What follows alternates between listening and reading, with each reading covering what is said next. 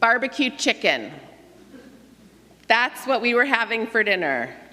In anticipation of everyone going back to school and with the holidays almost upon us, we planned for easy-to-make dinners with as little cleanup as possible for the whole first week. Barbecue chicken on the grill with corn on the cob and zucchini meant no baking pan or pot to mess with, and we would not add any heat from the oven to our already warm home. As I flitted around the kitchen getting everything ready, I was excited for Jeff, JJ, and Ava to come through the door. I was filled with anticipation. I wanted everything done and ready so we could sit around the table and pore over the details of the first day back at school. Going into the day, we were well prepared. Everyone had clothes and shoes that fit them, backpacks cleaned and fresh, and lunch items that they specifically requested procured and fresh. I had mountains of school supplies laid out like an office supply store on the desk in our office.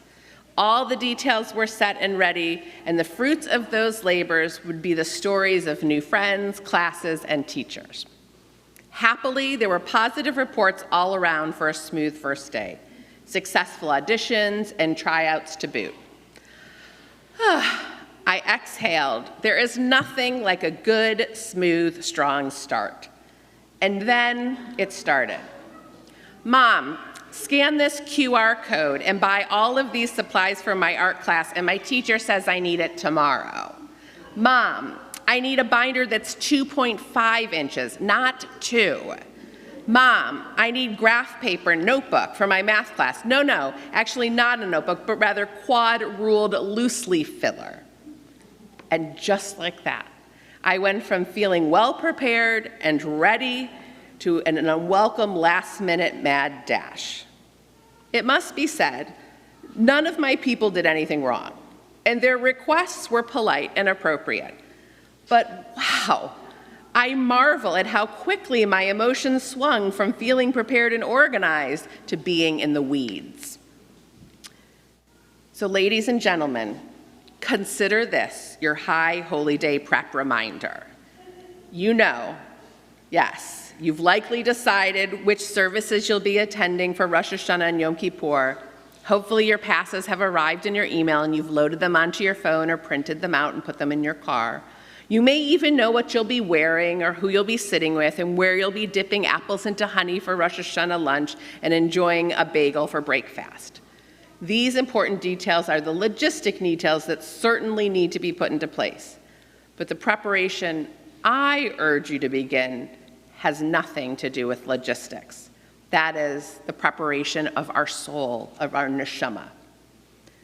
The powerful work that we begin doing this month of Elul, the Hebrew month that precedes the Jewish high holidays, is the real stuff that helps us feel ready to experience services that we will be attending and to be touched by them, inspired by them, and we hope even changed by them. The liturgy of the services, the sermons that will be delivered are meant to feel important, and by doing some personal individualized soul preparation in advance, we stand a greater likelihood of experiencing them that way. The preparation I am suggesting means checking in with ourselves. How are we doing? Are we working to improve ourselves? Have we been the best that we can be? This is our time to see where we stand and what work we have in front of us in the coming days to begin a new year. This concept of preparing for the High Holy Days had never occurred to me before I learned about it in rabbinical school, but it does make perfect sense. Just like an Olympian would never arrive to the games without extensive preparation, and we would never send our children or grandchildren to school without the right supplies or clothes, nor would we have anyone stand on this bima to celebrate their bar bat mitzvah without intense preparation, so too do we need to embrace a process that gets us ready for our spiritual renewal as we enter a new year with new possibilities, hopes, and dreams. How could it be possible to get the most out of our worship and ritual if we're just sliding in the door from the monotony of another day, another week, another month, another year? We need to begin closing out the year before we begin a new one. A beautiful custom created to help us in this process of preparation is sounding the shofar. If you've been here the last few Shabbatot, you know tradition teaches us that starting with the first of Elul until the last day before the holiday, we sound the shofar. Like on Rosh Hashanah and Yom Kippur, it summons us to wake up, pay attention, take note. It audibly marks the moment, or in this case, the month, as different than usual. It powerfully links us to the days ahead where we'll stand with our community and say those traditional prayers, Avinu Malkeinu, Al Chet Shechatanu, and Hashivenu. Imagine if between now and Rosh Hashanah you heard the shofar sounded every day. Wouldn't you, even if just for a moment, stop and think? There are ways to do that. You can log into YouTube every day in Elul to hear the sound of the shofar. Another powerful way that we can prepare for the Yomim Na'ara'im, the High Holy Days, is to attend Slichot services. If you've attended before, you're likely planning on being with us again tomorrow night.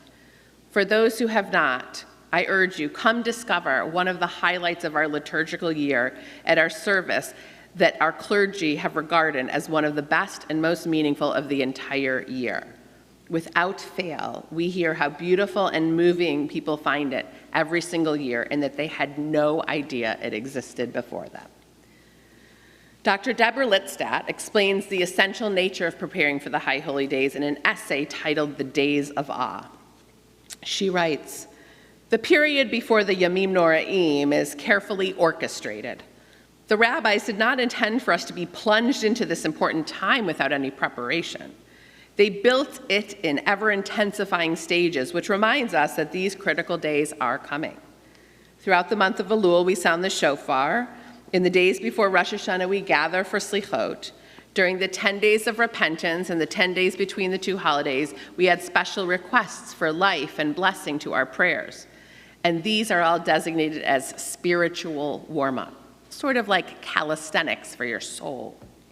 The sentiment that this entire period should evoke in us was inadvertently provided to me by a student," she writes. "While lecturing on the theology of this period, I noticed that he had written at the top of his notes, Days of Ah, D-A-Z-E of Ah, A-H. I was unsure whether to chastise him for not having done the readings or give him extra credit for offering this insight. For this is exactly how we should approach this time, in a daze of awe, a daze of wonderment at the opportunity that has been given to us. Most of us never achieve this stage. We are like people who have been told that the last scene of Hamlet is the most riveting and we only show up for that scene. We fail to understand what the fuss is all about. We parachute into the High Holy Days. This period is like the April 15th of the Jewish year. Yet, she writes, I spend more time preparing my taxes than my soul. The Chafetz Chaim says, we would never appear before a king without thinking through precisely what we were going to say. Yet, here most of us are without having given the High Holy Days consistent and serious thought at all. Friends, we are a week away from Rosh Hashanah, a whole new year, a brand new, fresh opportunity. It is not too late to prepare. I promise you, it's not too late to make a spiritual investment in what will be. We have everything we already need to do that if we but take the time to do so. I pray each one of us will find the richness and meaning that comes from such thoughtfulness that leads us into a season of awe that touches our souls and inspires us to tshuva. Shabbat shalom.